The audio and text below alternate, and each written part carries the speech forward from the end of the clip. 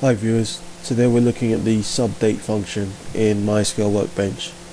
So first of all we're going to type in select space and then control spacebar and page down to find SUBDATE. We'll tab on that and then we're going to enter SysDate. Well, I'm going to type that again, select, type it in SUBDATE. Then within that we're going to enter SysDate and then we're going to put a comma in and we're going to enter interval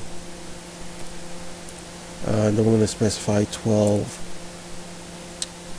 year, which means subtract 12 years from the current date and time. So as you can see, it's subtracted 12 years, giving the 16th of February 2002. Now we're going to subtract month, 12 months from the current date and time. As you can see, it's given 16th of February 2013.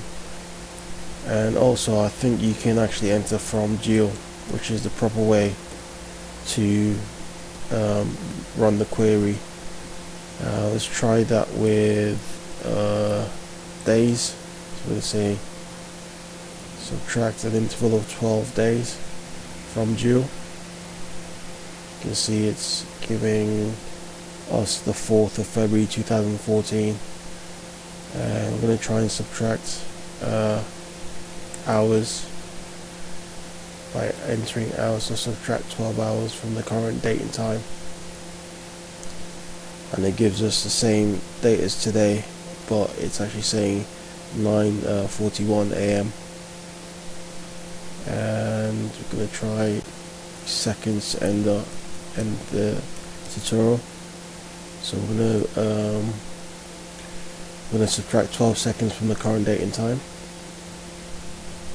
And as you can see, it's subtracted 12 seconds from the current date and time.